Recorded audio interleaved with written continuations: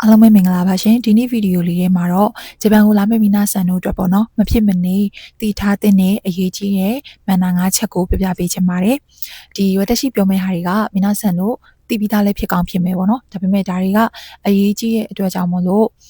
မသိသေးတဲ့မိနာဆန်တို့အတွက်ပေါ့နော်အဓိကရည်ရွယ်ပြီးတော့မှထုတ်လုပ်ပြီးတော့တင်ပြပေးမှာဖြစ်ပါတယ်မိနာဆန်တို့သိတဲ့အတိုင်းပေါ့နော်ဒီဂျပန်နိုင်ငံကဆိုလို့ရှိရင်ဒီမန်နာတွေကိုအရန်ဂရုစိုက်တယ်ယဉ်ကျေးမှုလည်းထွန်းကားတဲ့နိုင်ငံဖြစ်တဲ့အတွက်ကြောင့်မို့လို့ကိုကဂျပန်မှာပေါ့နော်သူတို့အနေနဲ့အဝင်ခွင့်ချဖြစ်ပြီးတော့အဆင်ပြေပြေနေထိုင်နိုင်ဖို့အတွက်ကဂျပန်နိုင်ငံရဲ့ပုံကဒီပေါ့နော်ပြောလို့ရှိရင်ဒီမန်နာတွေကိုလိုက်နာဖို့အတွက်လိုအပ်ပါတယ်ရှင်ဒါဆိုရင်စလိုက်ပါမယ်နော်ပထမဆုံးနံပါတ်1အချက်ပါနံပါတ်1အချက်ကတော့ယထာစီးတဲ့အချိန်လိုက်နာမယ်မန်နာပေါ့နော်အဲ့ဒါကတော့ယထာစီးရဲ့ခါကြလို့ရှိလို့ရှိရင်ဖုန်းကိုလုံးဝ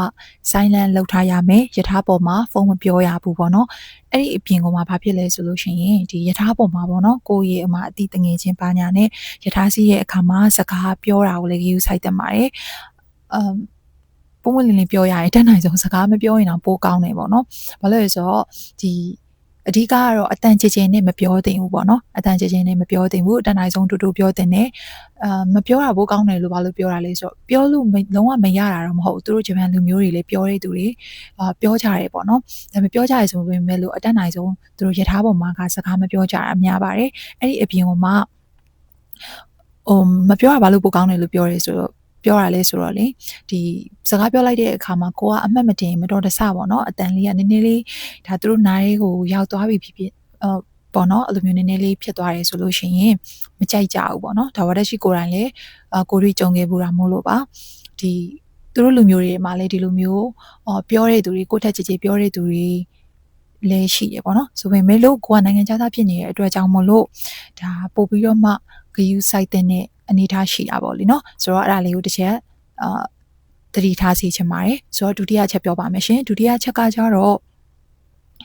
အားလုံးလည်းသိမှာပေါ့နော်ဂျပန်နိုင်ငံမှာတော့ကားမောင်းနေဆိုလို့ရှိရင်ဘယ်မောင်းပေါ့လေဆိုတော့ကားမောင်းတဲ့အခါမှာဘယ်မောင်းဖြစ်တဲ့အပြင်မှာလူတွေလမ်းလျှောက်တဲ့အခါပေါ့နော်ဒီလူသွားလမ်းတွေမှာလမ်းလျှောက်တဲ့အခါဆိုလို့ရှိရင်လည်းဘယ်ဘက်ကိုကပ်ပြီးတော့သွားရပါတယ်အဲ့ဒီပြင်မှာနောက်ထပ်တစ်ချက်ကကြတော့ဒီဆက်လီကားစီးလို့ရှိရင်လည်းပေါ့နော်ဒီတရှိတို့မြန်မာမှာဆိုလို့ရှိရင်တော့ဒါနေရာတွေအကုန်လုံးတော့မြန်မာနိုင်ငံနေရာတွေအကုန်လုံးတော့တက်ရှိလေတခြားမသိဘူးဆိုပေမဲ့လို့လက်ရှိရန်ကုန်မှာနေခဲ့တဲ့တုန်းကဒီစင်တာတွေဘာညာတွေတွားလို့ရှိရင်တော့ဒီဆက်လေကားစီးရဆိုလို့ရှိရင်ဘယ်လိုပြောရမလဲဒီတိုင်းပဲစီးလိုက်တာပဲပေါ့နော်ဒါပေမဲ့ဂျပန်မှာကကြတော့ဘယ်လိုရှိလဲဆိုတော့လေဒီဆက်လေကားအောင်မှာသူတို့ဂျပန်တွေကသူတို့ကအချိန်နဲ့လည်းလုံးဝအလုပ်လုပ်တာလည်းဖြစ်တယ်အလင်းလွဲတွေလည်းအများကြီးရှိရတဲ့အတွက်ကြောင့်မလို့ပေါ့နော်အဲ့လိုမျိုးသူတို့ကဆက်လေကားစီးပြီဆိုလို့ရှိရင်ကိုကဒီဆက်လေကားကိုပုံမှန်တိုင်းမတက်လေရက်ပြီးစီးသွားခြင်းနေဆိုလို့ရှိရင်ဘယ်ဘက်ချမ်းကိုကတ်ပြီးတော့စီးရပါတယ်တကယ်လို့ကိုကအလင်းလွဲဆိုလို့ရှိရင်ညဘက်ချမ်းကနေလမ်းလျှောက်ပြီးတော့ဒီရွေးနေဆက်လေကားအောင်မှာတက်ပြီးတော့အဲ့လိုစီးရတယ်ပေါ့နော်ဆိုတော့အဲ့ဒါတစ်ချက်ရှိပါတယ်ဝတရှိတို့ရောက်ခါစားတော့ဆိုလို့ရှိရင်လည်းဒါတငယ်ချင်းတက်တိုင်းမသိခဲ့လို့ပေါ့နော်အဲ့လိုမျိုးမှားခဲ့ဘူးတာမလို့တာမီနာဆန်တို့လည်းတည်တဲ့နဲ့ထင်လို့ထည့်ပြီးပြောပြပေးတာပါဆိုတော့တတိယချက်ပြောပါမယ်တတိယအချက်ကကြတော့ဒီတန့်ရှင်းရေးအပိုင်းပေါ့နော်အားလုံးလည်းသိတဲ့အတိုင်းပေါ့နော်ဂျပန်နိုင်ငံကတကယ်တန့်ရှင်းပြီးတော့စီကံရှိတဲ့နိုင်ငံတွေမှာတကယ်ပါပါတယ်ဆိုတဲ့အခါကျတော့ကိုကလည်းဒီဂျပန်နိုင်ငံမှာကိုနေတော့မယ်ဆိုလို့ရှိရင်ကပေါ့နော်ဒီသူတို့လူမျိုးတွေနီးတူပဲစနစ်တကျစီကံရှိတက်တက်ရဲလေးနဲ့တန့်ရှင်းရေးပိုင်းကိုလည်းယူဒီဇိုင်းနေထိုင်တင်ပါတယ်ဒါကကိုလမ်းမတွေပေါ်မှာဒီလိုမျိုးအမိုက်မဖြစ်တဲ့မန်နာအဲ့လိုမျိုးတခုတွေထိန်းတာမျိုးပြောတာမဟုတ်ဘဲနဲ့ကိုငားနေတဲ့တိုက်ခန်းအိမ်ငန်းစရှိတီတို့ကိုလည်းပေါ့နော်စနစ်တကျလေးတန်တန်ရှင်းရှင်းတက်တက်ရဲလေးနဲ့ဒီလိုနေထိုင်တင်ပါတယ်ဘာကြောင့်လဲဆိုတော့ဒီတိုင်းတစ်ပါးမှာကပေါ့နော်ဒီတစ်ခုခုကိုယ့်ရဲ့ကောင်းသောလုပ်ရဖြစ်ဖြစ်ဆိုးသောလုပ်ရဖြစ်ဖြစ်က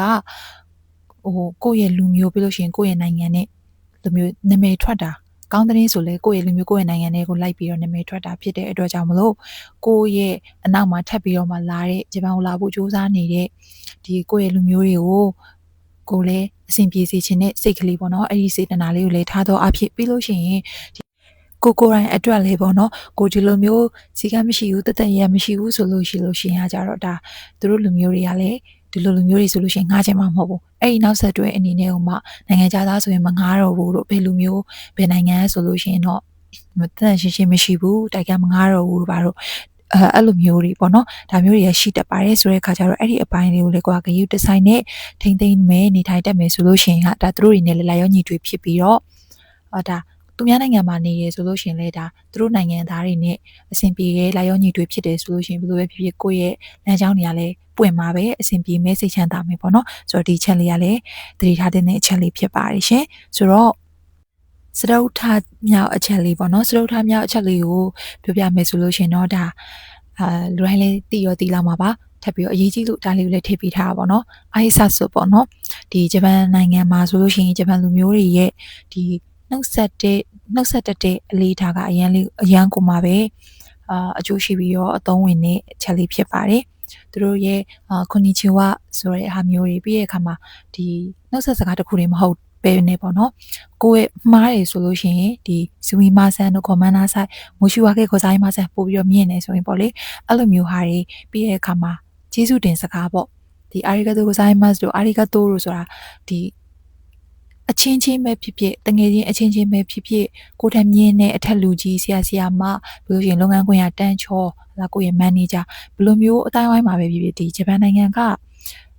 ဒီအိုက်ဆတ်ဆိုတို့ပြီးလို့ရှိရင်ဒီကျေးဇူးတင်စကားပြောလို့ရှိရင်တောင်းပန်စကားတွေဆိုတာဒါသူတို့လူမျိုးတွေကိုယ်တိုင်နဲ့နေတဲ့သူကနေတိုင်းကမှအရန်သုံးကြတဲ့စကားဖြစ်တဲ့အတွက်ကြောင့်မကိုယ်တိုင်ကလည်းအဲ့လိုစကားမျိုးတွေကိုသုံးတတ်အောင်လို့